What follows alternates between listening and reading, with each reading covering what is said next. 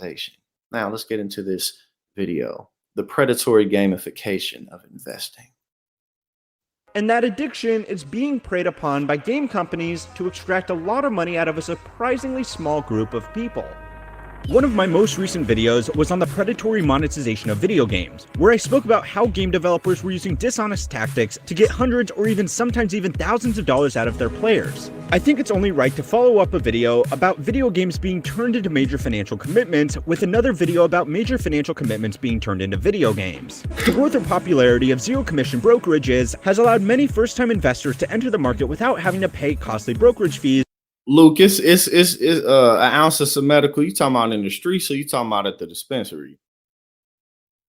That would have made their investments pointless in the first place. Before platforms like Robinhood, the industry standard for stockbrokers was to charge a fixed price for every trade made on both the buy and the sell side, normally 1 to 2% for orders over $5,000. The business model usually included minimum brokerage fees that could be as high as $50 per trade, so someone who only wanted to invest $100 a month. Nah, real quick and last thing on that, like that's how much ounces used to go for in the streets of good weed. Like you used to be able to sell them for like $500+ Now, nah, you know what I'm saying? Like that shit ain't happening. At least for the most part, you just can't profit the same way off of it like you used to. Which again, that's the power of not just legalization but culture. You know what I'm saying? Like making it less taboo. And once that happens, like the profit margin just doesn't stay the same because it's just easy to get your hands on. A month would instantly be down 50% on their position the instant they entered the market. They would also lose another 50% of their initial investment when they exited the market because brokerage fees were charged on both the buy and the sell side. Stockbrokers got a bad reputation for encouraging their clients to trade as much as possible, often based off dubious stock picks, all in order to get as many trades through their desk as possible, because more trades meant more fees and more commissions for the individual brokers on the other end of the telephone. This is what was depicted in one of the early scenes of The Wolf of Wall Street, where Jordan Belfort was a rookie on the trading floor. His job was to try and connect licensed financial brokers like Matthew McConaughey with high net worth investors so that the brokers could talk them into making a trade and collecting their fee along the way. When Belfort went to his job interview at Investor Center and talked about making 1% commission at LF Rothschild, that's what he was referring to. What do you get on a blue chip stock? I make 1%. I did make 1%. Pink Sheets, it's 50.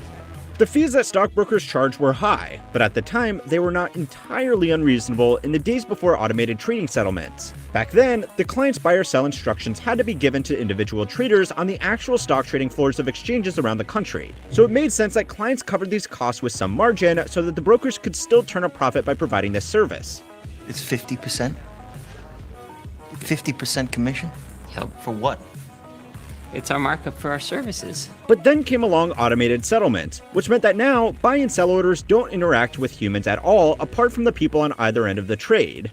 Cutting out all the people in the process reduced the expense of facilitating stock trades, which allowed brokers like Robinhood to come along and offer trades completely for free. For most traders, commission-free brokerages are a much better alternative to the better traditional brokerages that for some reason still think it's fair to charge normal retail traders fees of up to 2%. But they are also not charities. The major commission fee trading platforms are multi-billion-dollar companies, which means they have found other sneakier ways to extract money from their clients. There are several hidden costs to using these platforms, which means that just like the Jordan Belfort-style stockbrokers of yesteryear, yeah, Luke, that sounds about right there. And again, that's why you can't profit the same way off that shit like you used to unless you moving so much of it. I mean, you can make money, but you either got to break it down or you have to move so much of it that if you get caught, you're gonna fucking go to jail for 15+ years. You know what I'm saying? 200 on the street, yeah, that's right. But yeah, nah, back in shit, even in my life, not that long ago, them good weed was going for $500-600 an ounce on the street or more. They are making money off novice investors every time they trade, and the more trades they get people to do, the more money they make. The only thing that has really changed between then and now is how they make their money and the strategies they are implementing to get people to trade as much as possible. And that's by turning the whole process of investing into a giant game where instead of making diligent and consistent contributions to a well thought out portfolio, investors will instead play for high scores and compete with confetti animations while using financial instruments that they should not reasonably have access to. Round 1. Fight!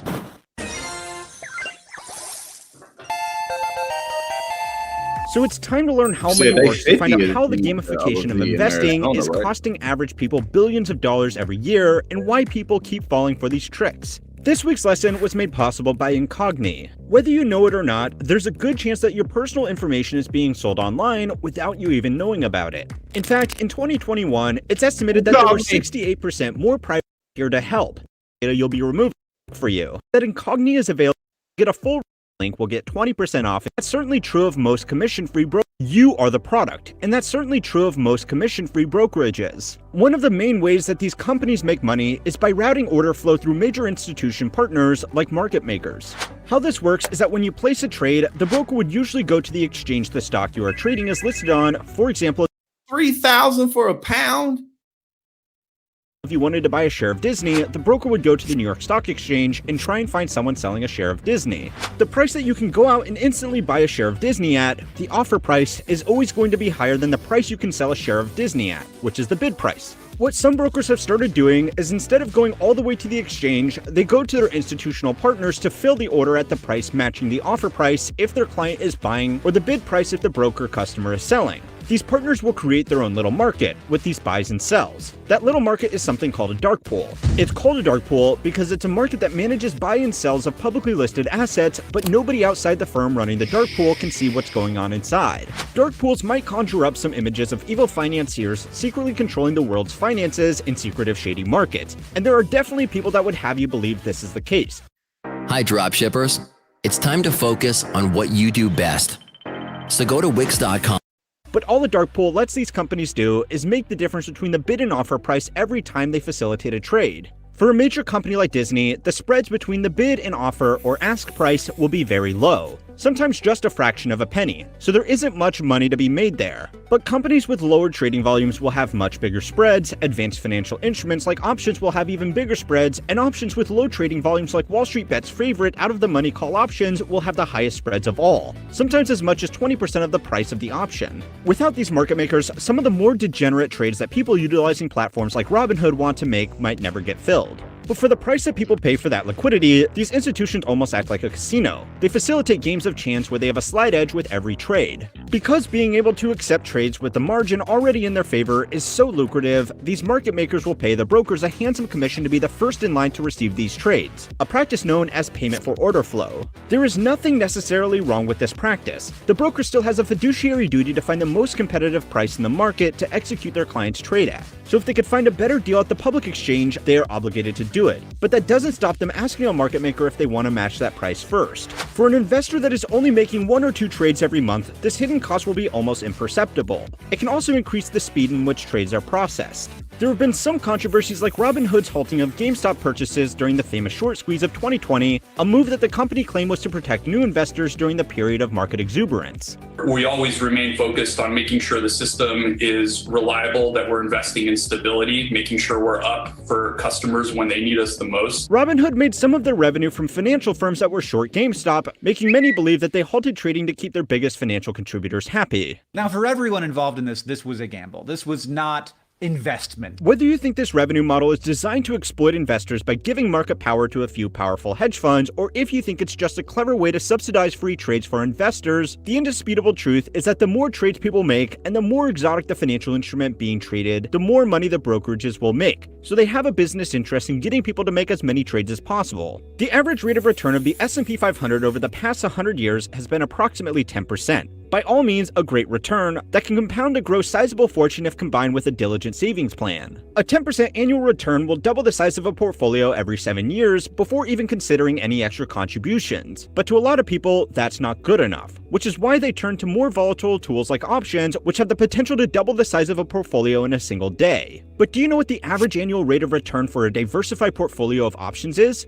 It's 0%, or less than 0% after the market spread is accounted for. Options are not an investing tool, they are a risk management tool. But if people knew that, they would be much less likely to play with them. Instead, brokers have started promoting their options trading utilities as a selling point, and have made getting into extremely risky trades very simple. Everything down to the design of many commission-free brokerages is designed to make it as unintimidating as possible so people feel comfortable playing the markets like they would playing a video game. I am all for letting people do what they want to do with their own money, provided that the risks are properly disclosed, which in many cases they aren't. so I guess I will do it for them.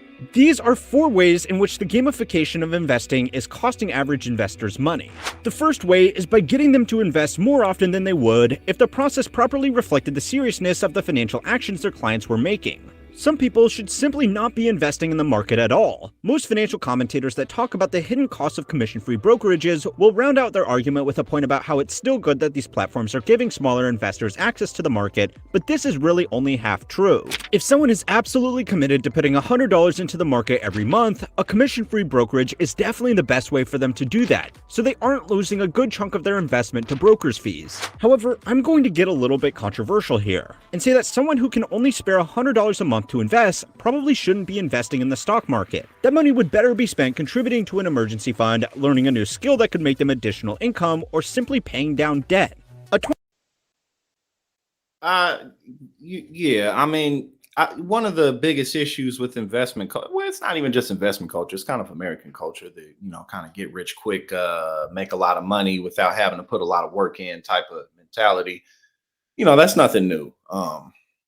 I mean, not even just in America. That's nothing new with society in general.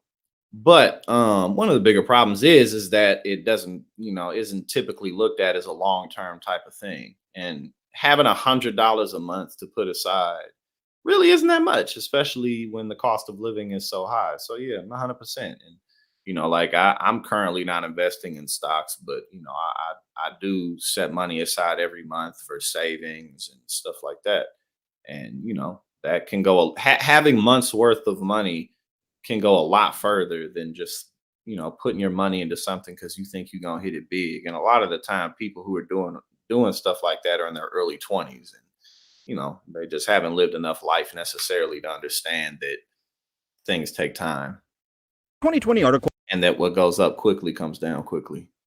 Found that 42% of Robinhood and 41% of TD Ameritrade users had FICO scores below 650, which suggests very bad creditworthiness caused by a history of not paying off financial obligations. If someone is paying 20% interest on a credit card that they are trying to get rid of, the contributions they make to their portfolio are going to end up costing them even more money because they are not going to be able to make 20% annual returns consistently unless they are the next Warren Buffett. But then again, Warren Buffett didn't start off with credit card debt. I know it sounds like I'm gatekeeping by saying we heard it a half, brother.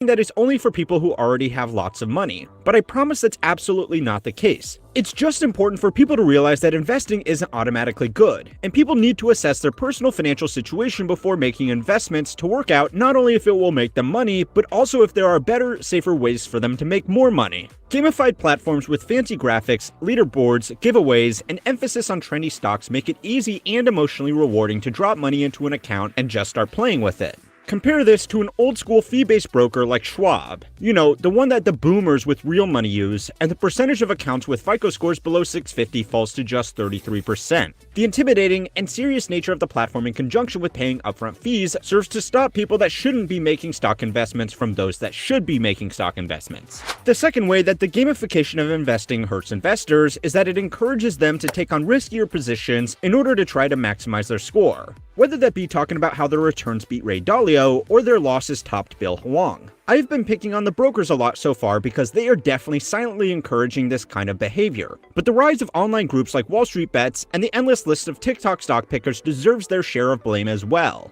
Good investing should be boring, and it should be just like the plumbing in your house, working quietly in the background to get what it needs to get done. It's important to have a basic idea of how it all works, or at least know a good professional that can set things up for you.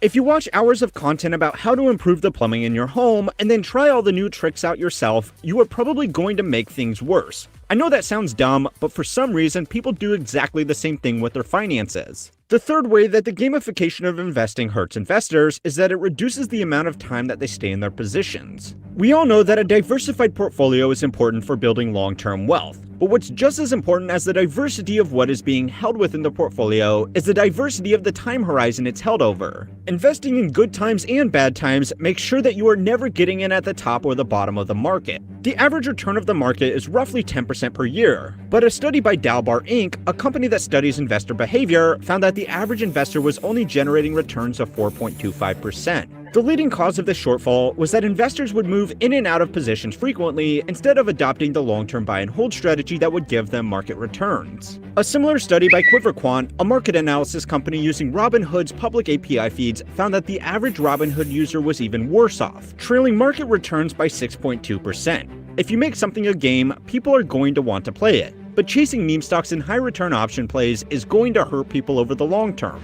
Even if we take the investor only making $100 worth of contributions every month, 6.2% compounded annually with those contributions over 40 years, that's $196,000 worth of lost wealth they are missing out on. Part of the reason that people so easily fall into the trap of making all or nothing plays with their investments is that they realize that everything has become unaffordable and that even the most diligent investment plan will not let them achieve their financial goals. The only hope becomes making risky plays that they know won't work out, if only for that 1 in a million chance that they become the next GameStop or Dogecoin millionaire. If that was a bit depressing for you, then my video on why you are never going to retire should cheer you right back up again. If that sucked, then my video of why you're never ever going to be able to stop working. But yeah, no, I thought that was I hadn't seen that, and I think that was pretty good because it was just kind of straight to the point. Wasn't. It was just good information. But yeah, again, that's very true. A lot of the culture that surrounds investing is about, what's hot and what everyone's talking about rather than, what's practical. Like